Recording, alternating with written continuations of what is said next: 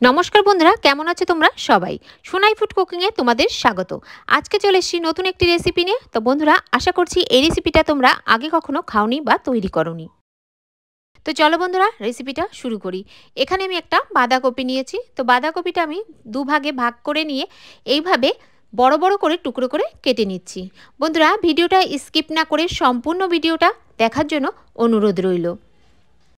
বাঁধাকপিটা ঠিক এইভাবে একটু বড় বড় করে কেটে নিতে হবে। তো এবার আমি বাঁধাকপিটা একটা বোলের মধ্যে তুলে নেব। বাঁধাকপি তোমরা অনেকভাবেই খেয়েছো, একবার অবশ্যই এইভাবে বাঁধাকপি খেয়ে দেখবে, খেতে দুর্দান্ত স্বাদের হয়। তো বাঁধাকপিটা আমি জল দিয়ে ধুয়ে নেব। এখন গ্যাসে কড়াই বসিয়ে দিয়েছি, ধুয়ে রাখা বাঁধাকপিটা এর মধ্যে দিয়ে দিচ্ছি। এখন এর মধ্যে আমি 2 চামচ মতো জল দিয়ে দেব। এর থেকে বেশি জল দেওয়ার দরকার নেই। এবার সামান্য পরিমাণে একটু লবণ দিয়ে দিচ্ছি, দিয়ে ভালো করে একটু মিশিয়ে নিচ্ছি। এবার ঢাকা দিয়ে আমি 4 মিনিট মতো ভাপ দিয়ে নেব, গ্যাসের ফ্লেমটা মিডিয়াম রেখে। তো 4 মিনিট পর ঢাকনাটা খুলে নিচ্ছি।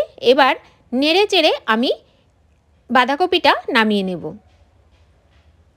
এখানে অতিরিক্ত সিদ্ধ করার কোনো দরকার নেই। তো এখানে একটা মিক্সিং জারের মধ্যে আমি বাঁধাকপিটা নিয়ে নিচ্ছি। এবার ঢাকা দিয়ে একটা পেস্ট তৈরি করে নেব। এখানে খুব স্মুথ পেস্ট না করলেও চলবে। তো দেখো, আমি ঠিক এইভাবে পেস্ট করে নিয়েছি। এবার সাইডে সরিয়ে নেব। এখানে আমি 6টা শুকনো লঙ্কা শুকনো খোলায় ভেজে নিচ্ছি।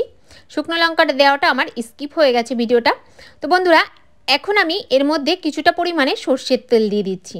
আজকের রান্নাটা সম্পূর্ণ সর্ষের তেলে করব। তো তেলটা ভালো করে গরম করে নিয়েছি। এখন দিয়ে দেব হাফ চামচ কালো জিরে, দিয়ে দেব 7-8 কোয়া রসুন, দিয়ে দেবো এখানে একটা পেঁয়াজ কুচি। এবার পেঁয়াজ আর রসুনটা একটু ভালো করে ভেজে নিতে হবে।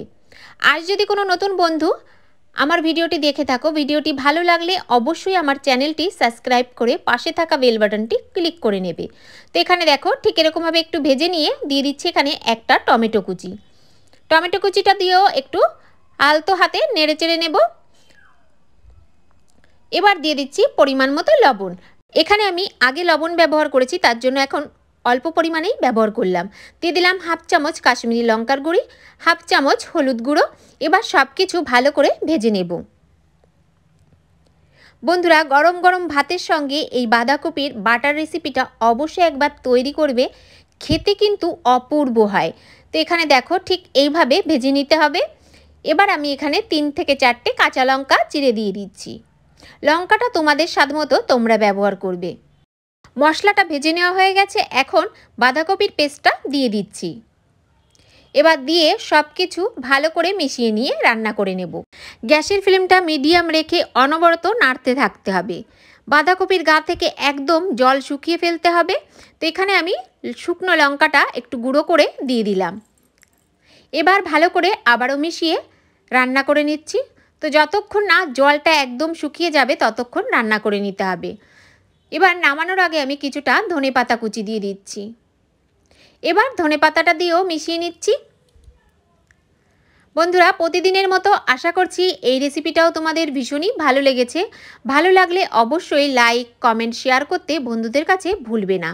এখানে রান্না করা হয়ে গেছে। এখন একটা বাটির মধ্যে আমি বাঁধাকপি বাটাটা নামিয়ে নিচ্ছি। এখন এর উপর দিয়ে আমি কিছুটা সর্ষের তেল দিয়ে দেব। তো বন্ধুরা, আশা করছি এই রেসিপিটা তোমাদের ভীষণই ভালো লেগেছে। ভালো লাগলে অবশ্যই বাড়িতে একবার তৈরি করবে। তো আজকের মতো এখানেই বিদায় নিচ্ছি। দেখা হবে নতুন কোনো রেসিপি নিয়ে। ততক্ষণ ভালো থাকবে, সুস্থ থাকবে।